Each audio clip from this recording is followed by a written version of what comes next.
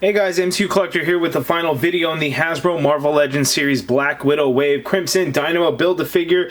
This is the video for the Build-A-Figure itself, so like always we're actually going to piece him together, so let me adjust this because I know he's going to be very tall. So let's just start with the torso piece we have here, and we're just going to pop the head on like so. So there we have it so far. There's a back piece. Oh, you know what? Actually, I already had the back piece. So the back piece comes separated, and then you actually just port it on in the back there. It just slips in, no problem, like so. Let's get these arms in there. So we're just going to pop that arm right on the side, left arm. Let's get the right arm. We're just going to pop that in right there. It doesn't really click in too loud. You can hear it a little bit, but it's not crazy how sometimes they can be.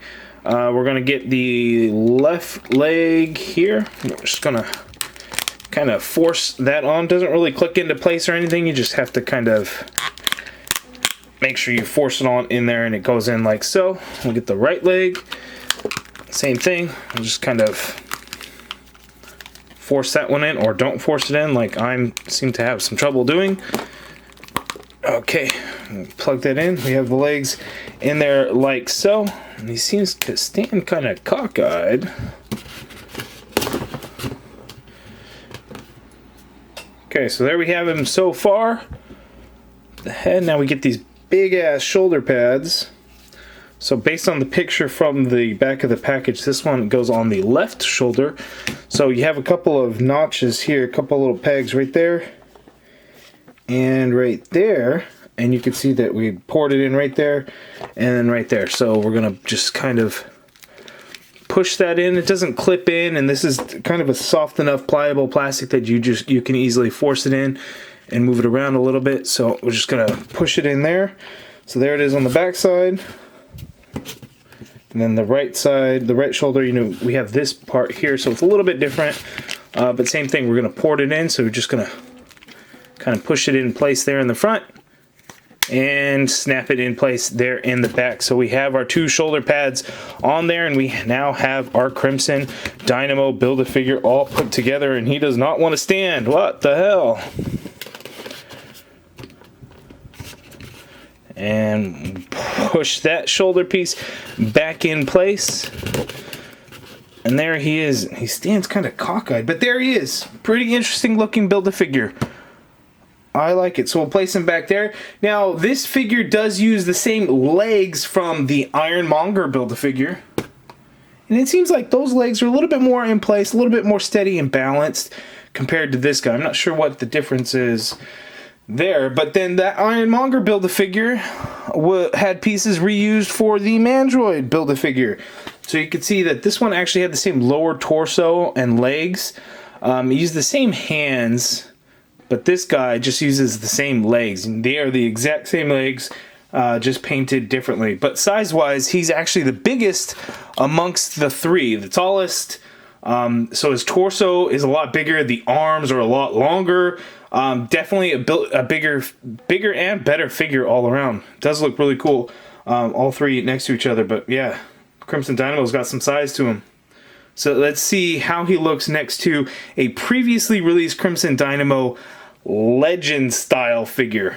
Okay, so here is the latest Crimson Dynamo Build-A-Figure along with a previously released in the Iron Man 2 movie subline, which was called a Legends series. So there was various different comic book figures actually in that included in that wave. Crimson Dynamo was one of them. Titanium Man was another, which actually used pieces from the Ultron figure that was in the Ironmonger wave. So this one, even though it's a Legends series, Legend style figure, it's a little bit shorter and the articulation sucks on this guy. The figure actually looks pretty good, so that's why I ended up getting it. This was actually the 6th version of Crimson Dynamo, Valentin Shotilov. You know, I'm sure I'm mispronouncing that. And then the new Build-A-Figure is actually going to be the 8th version of Crimson Dynamo, the Gennady Gavrilov. I'm sure I'm mispronouncing that really, really poorly. But these are the two versions that we have. This one actually had its own comic run, and I think it was 2003.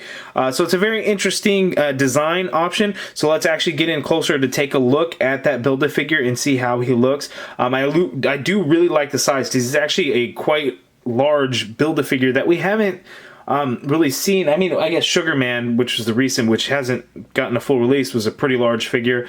So it's nice to see another large Build-A-Figure being used again. And then this thing's just really, you know, garbage. But if you guys want to see it, I mean, it looks cool, but the articulation is pretty bad. You know, the ball hip joints, no ankle pivot, just all kinds of things. And this leg's really, really loose. But, you know, it does look good. It's just really, really, really small because, you know, when you see him, you know, Iron Man next to him, and then you think, oh, well, it's a guy in a metal suit, but that's a huge size difference between the two. So that's what's going on there. But let's get in closer for this guy. Okay, so looking at this guy, there's not a whole lot of paint apps that you actually get on this figure, but the little bit that is there is done nicely. So we actually get this bright orange color. There's a little bit of red kind of on the sides to really give it kind of that glow effect for this star. That actually looks really good. We get the same orange right there in the visor of the helmet. Again, it's applied nicely. We get the silver part. I'm not sure. It looks like might be a separate piece that's actually glued on there. So that is done nicely. But again, it's not really paint apps there. We get this bright red color back here, so that's not really the orange, it's just that bright red that goes in there to, again, really give it that glow effect and look there.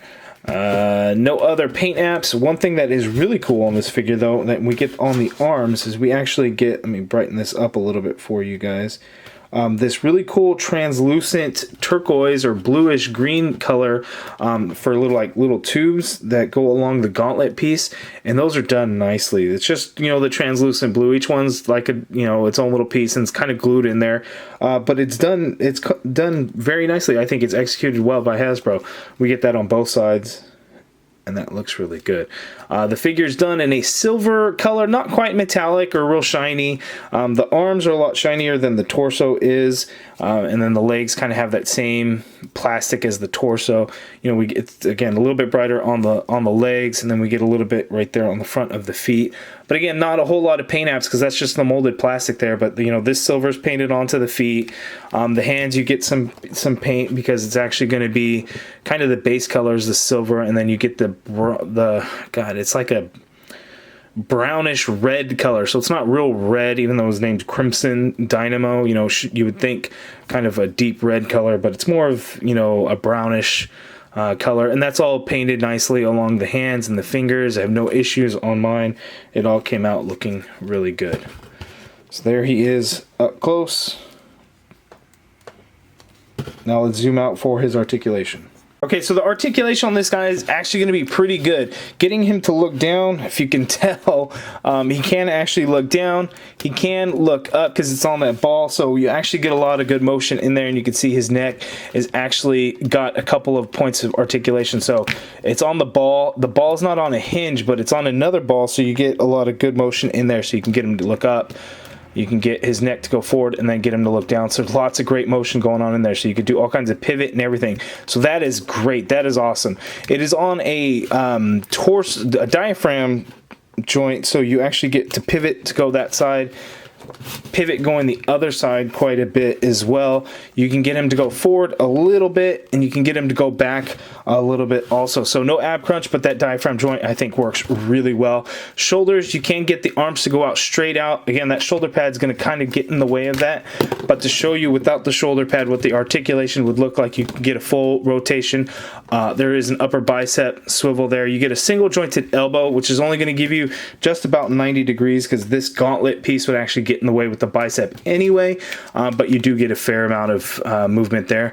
The wrist swivels, and you do have a hinge, and that same hinge on both sides. Left hand is an open hand, right hand is a fist. These kind of pop off a little bit easier. Maybe I didn't push them in all the way, but you can easily just remove these. Not going to be an issue to pop them on and off. There's no waist swivel because you have the diaphragm joint, so you can get him to turn very easily and quite nicely, and you can get him to spin around even if you wanted to. The legs are going to be a little bit lacking, so you're only going to get that much movement in the legs to do the splits. You can get him to kick forward high-ish, If you kind of move the leg a little bit there, going back, you can get it to go back quite a bit. You get the upper thigh cut because that's where the leg comes together. You get a double jointed knee, which only gives you that much bend at the knee because, again, this calf piece is just so large, it's going to kind of stop you there. But it's a decent amount. The foot has a little bit of movement, so you can get a swivel in there. There's a little bit of hinge, but the way the calf and everything's sculpted, you're not going to get a whole lot of movement in there. But it does have it, and there is ankle pivot, but it's just kind of hard to work around. There's actually peg holes at the bottom of the feet also. So you can get some motion in there. It's just a little bit tricky based on how that boot is actually molded together. But the articulation on this guy is actually really good. Okay, and here is the Crimson Dynamo Build-A-Figure next to the Marvel 80th Anniversary Iron Man figure, and you can see the size. He is quite large, so we're going to check out some other side-by-side shots of some comic figures, then we'll look at the full wave. Here is the Crimson Dynamo Build-A-Figure next to the Red Guardian figure, and you have a couple of figures to actually put together to form the Winter Guard. I guess, you know, there's a couple characters we're missing. I don't think it was actually these two. This look for Crimson Dynamo figure is part of that team, but we do have the Russian Iron Man and the Russian Captain America.